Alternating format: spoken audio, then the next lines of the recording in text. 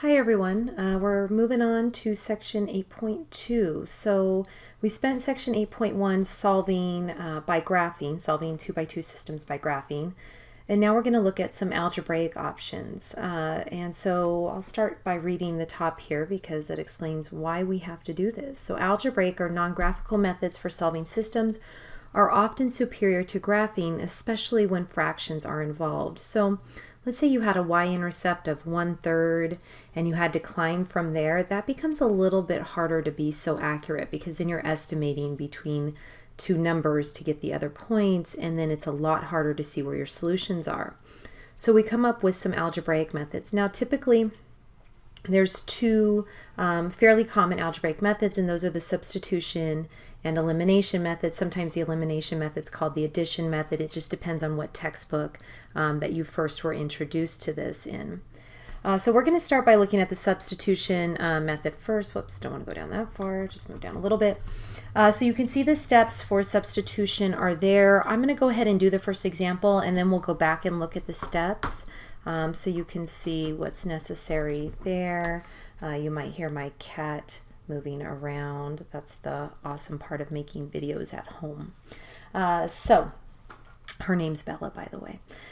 So we're going to solve by substitution.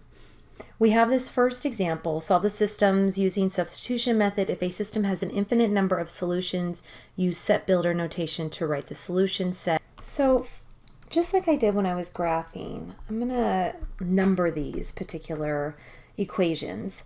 And with substitution, the idea is to get one equation solved for either x or y. And nicely for us in this particular system, we are told by this second equation, we are told that y is the same as 3x minus 3. That's what it means to be equal. There, it doesn't matter, you can either call it y, or you'll get the same number if you plug in an x, multiply by 3, and subtract 3. So we're told y is the same as 3x minus 3. So we substitute 3x minus 3 into the first equation. That's why it's called the substitution method. So shorthand notation, I'm going to move this up a little bit. So shorthand notation, how I write that is I say sub equation number 2 into equation number 1. Well, equation number 1 is 6x minus 4y equals 10. So instead of writing y, I'm going to write 6x minus 4 times 3x minus 3 is equal to 10. I literally made a substitution. Instead of that y there, I wrote 3x minus 3. And what this does for you is it creates an equation all in x. So you now went from 2 variables down to 1 variable, and so I can get a numerical answer for x instead of an x in terms of y. Now we go back to solving a linear equation. We did some of this in the review work. 6x minus 12x plus 12 is equal to 10. Combine like terms. I'm going to subtract the 12 over 6x minus 12x is negative 6x is equal to negative 2. Divide both sides by negative 6, and I get x equals, reduce the fraction, 1/3. That's the x coordinate of your solution. Now I need the y coordinate. So now we find y. Now you can go to either equation, plug in that x value, and get out y. In substitution, it's always nice because the second variable is always solved for, and so using that second equation is going to be a lot easier because as soon as I plug in x, I'll know y. So y is equal to 3 times 1/3 minus 3. Remember, x is equal to 1/3. That's what we solved for. And so the 3's cancel, and I just get 1 minus 3, which is negative 2. So that means my final solution, or where these two lines would meet, is the ordered pair 1/3, negative 2. And estimating where 1/3 is might have been a little bit difficult. If we had the graph, we might have thought, oh, is that 1/4? Is it 1/2? So that's where the algebra comes in and makes things a lot easier for us.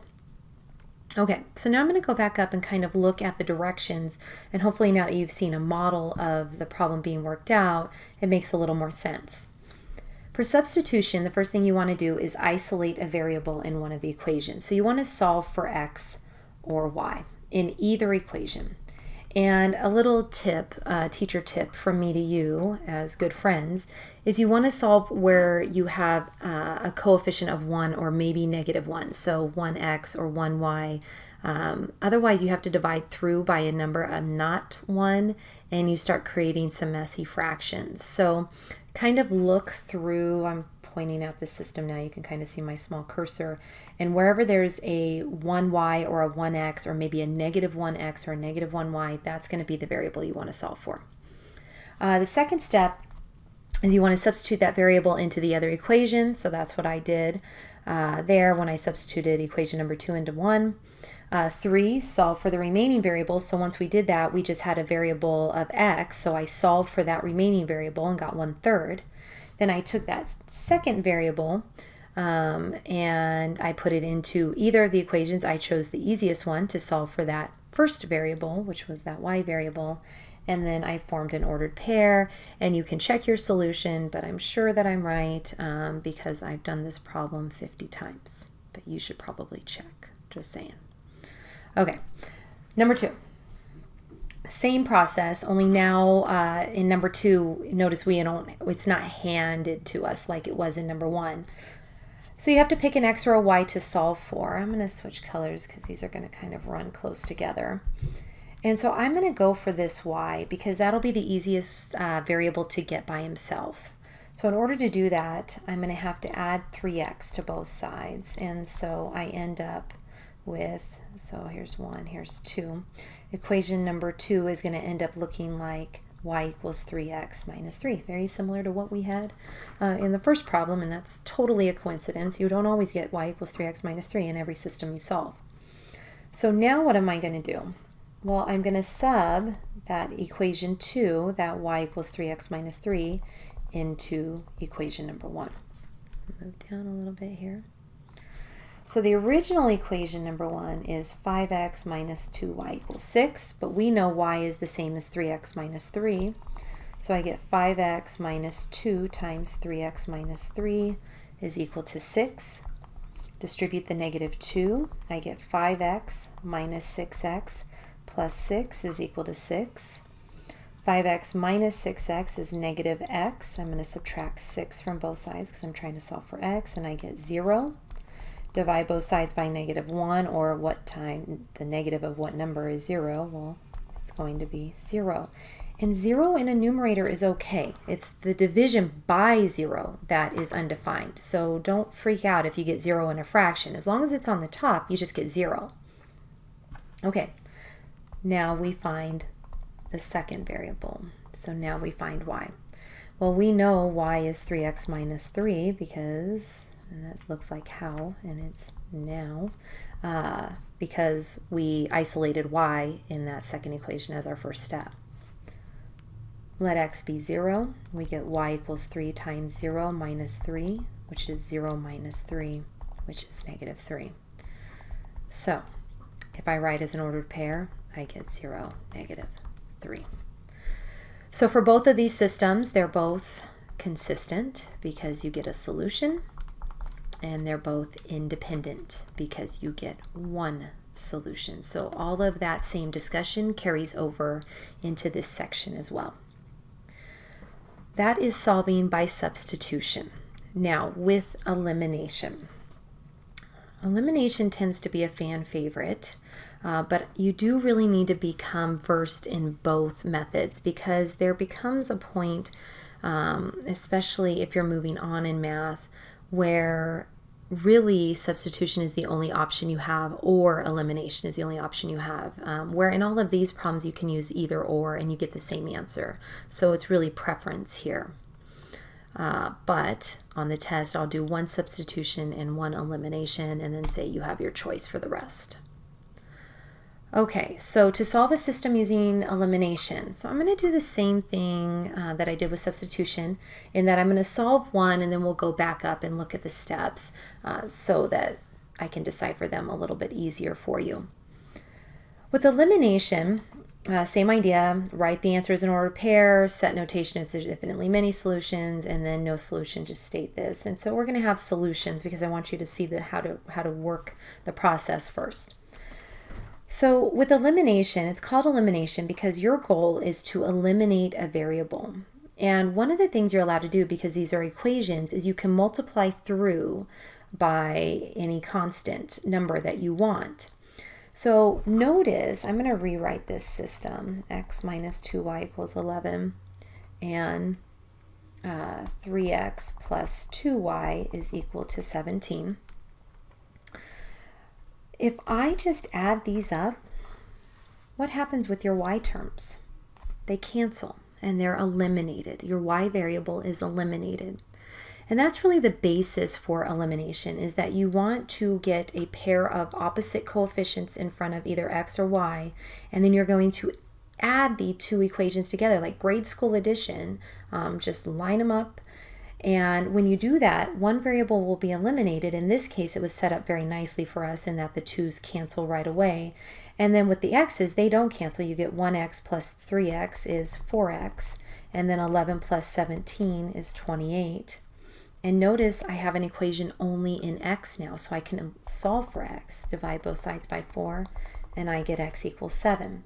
Now you still need to find y because we need the ordered pair. We need to know where these two lines meet. So now find y. And it may be that you find y first and you find x second. There's nothing saying it's always going to be x then y, so that's just how these problems happen to work out. So now we find y. You can go into use either of the original equations.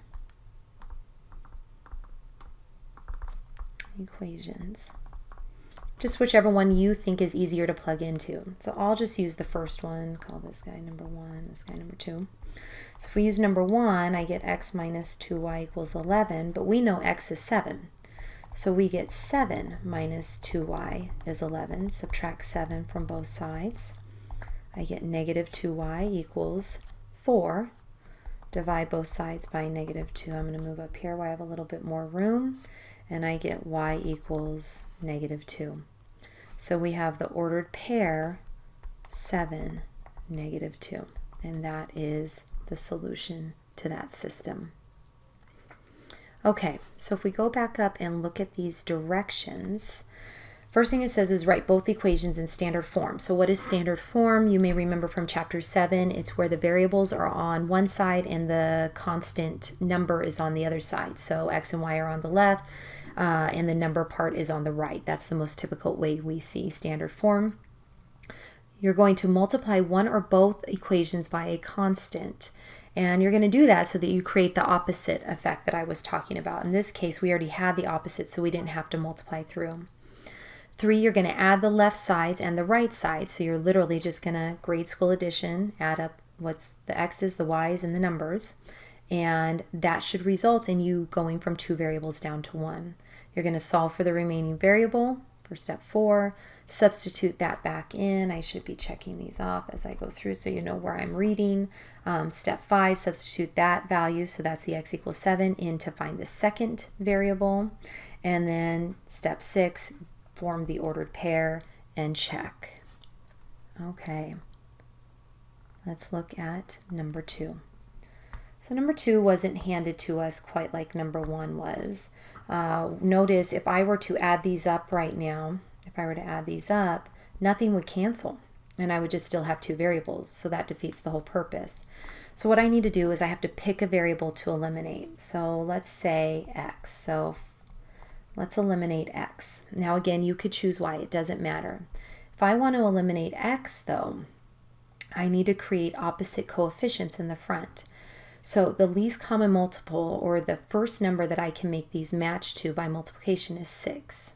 So on top, let's make him a positive 6. So I'm going to multiply by 3. And on bottom, let's make him a negative 6. So I'm going to multiply that equation by negative 2. And notice you don't have to multiply by the same number on top and bottom, but you do have to multiply all the way through by the same number. So equation number 1 is going to become 6x minus 15y is equal to 18. The second equation will become negative 6x plus 8y equals negative 18. And now that you've done that, you're going to step 2, where you're going to add up the left sides and the right sides. If you've done this right, one of the variables will eliminate. For us, it's x. So negative 15y plus 8y is negative 7y, and then 18 minus 18 is 0. Divide both sides by negative 7, and I end up with y equals 0. So notice I solved for y first. So now I have to find x. And y is 0. So we find x, and you can use either equation. I'll just use the first one for no more reason other than it's just listed first. They're identically difficult to me. So 2x minus 5 times 0 is equal to 6. Well, 5 times 0 is just 0. So I just get 2x equals 6. Divide both sides by 2, and x is equal to 3. So the ordered pair solution here is going to be 3, 0. All right, I hope that makes sense. We have a couple more, so let's keep moving along. Again, same discussion about vocabulary. These are both consistent and independent because you have solutions and you only have one solution. So let's look at what happens with number 3. We get a little bit more funny business going on with number 3. So number 3, I'm going to, let's eliminate x. And we'll just go with x again. So for, this is equation number 1, equation number 2, I'm going to multiply this bottom guy by 3. And that'll give me a negative 12x, and then that will eliminate with the 12x above. And so I'm going to copy the first equation, 12x minus 6y equals negative 15. And then the bottom equation is going to become negative 12x plus 6y is equal to positive 15. And then watch what happens when I add these up. The 12x's cancel and the y's cancel. And so I just have 0. 0 plus 0. Normally we don't write the zeros, but there's nothing, literally nothing left on that side, so we need a placeholder. And on the right-hand side, I get 0. So in the review, if you get a number equal to itself, that meant infinitely many solutions, and that's exactly the case here. Now, we don't just write infinitely many solutions as a final answer because, remember, there's a lot of ordered pairs that don't work. It's not all the ordered pairs. So this is where we go into that set builder notation. So recall the set notation is all ordered pairs x and y such that, and then you just write an equation of one of the two lines. It does not matter which one you pick. So 12x minus 6y is equal to negative 15. And what you're saying is all the ordered pairs that are on one of those lines. These are the same line twice, and you can kind of see that if you multiply that bottom equation by negative 3, you would have gotten that same line that was right above it. So this system is consistent because we got solutions, but it's dependent because we got infinitely many solutions. So one equation is just a version of the other equation. All right, page 3. So now I'm kind of setting you off on your own. You can use any method that you want. Now notice these are not in standard form. You have to get them in standard form. So at this point, I would say pause the video, try and work out these two problems on your own, and then come back and watch me solve them, and make sure that you got a hang of this. So let's look at number 1. So number 1, the first thing I want you to notice is that your S's and T's aren't lined up. Solving by substitution here would be kind of a pain. Not that it's impossible, but getting an S or a T alone without creating some pretty nasty fractions is not going to happen. So I would use elimination on this, and I am going to rewrite the system in standard form, meaning that you have the S's and T's set up in the same order. Now, when you do that, you start to notice something that happens. Actually, I'm going to get rid of this so I can just add them up because you already have opposites. When you go to add these guys up, just like the last example, everything cancels on the left, but on the right, you get 13. You don't get 0 again. So how do you interpret that? Well, is 0 ever equal to 13? No, this is impossible. This will never happen. So what that means is these lines are parallel. There's no solution. You're trying to solve for something that doesn't happen. So in algebra, basically when something doesn't happen, you either get a ridiculous statement like this, like a number not equal to itself, or another thing that can happen is you get imaginary solutions if you're talking about a real-world application problem. And we'll talk more about imaginary numbers in Chapter 10. So for us, if you get a number not equal to itself when you go to solve, and this can happen in the substitution method too, that means no solution. So this system is inconsistent. And we don't even talk about dependent or independent because that's only if there's solutions. So this is an inconsistent system, and these would be parallel lines if we graph them. All right, last one, number 2. Same thing, let's get him into standard form. So we're going to have a, let me recopy this, a minus 2b is equal to 16. Now for this guy, I'm going to come over and kind of do some side work. If I have b plus 3 is equal to 3a, I want to get the a and the b on the same side, so I'm going to subtract b from both sides, and I get 3 equals 3a minus b, which I can then write as 3a minus b is equal to 3, because remember it's equals, so I'm just writing the variables on the left. Notice everything stays the same sign. Now if you move the 3a over and move the 3 over, you just get the negative. It's like you multiplied by -1 all the way through, so we'll get the same answer. And so I get 3a minus b is equal to 3. So in order to solve this, I could go with substitution or elimination. Most students pick elimination. They just like it.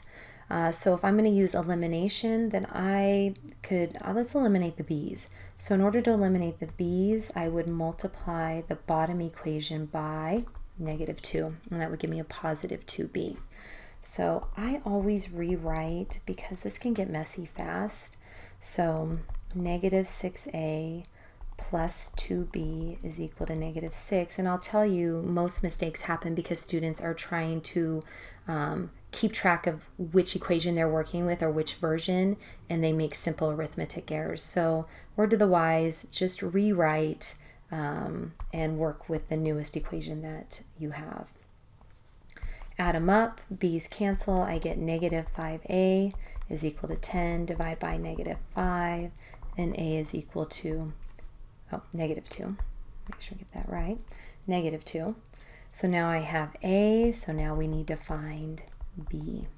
So again, it doesn't matter what method we're using. You can go into either equation to find b. Looks like the bottom one is the easiest. Again, substitution is how I would have done this problem, because you could have got that b alone so easily, but like I said, most students just really like elimination. So I'm going to plug in a equals -2, so I get b plus 3 equals 3 times -2. b plus 3 equals -6, subtract 3, give myself a little more room here.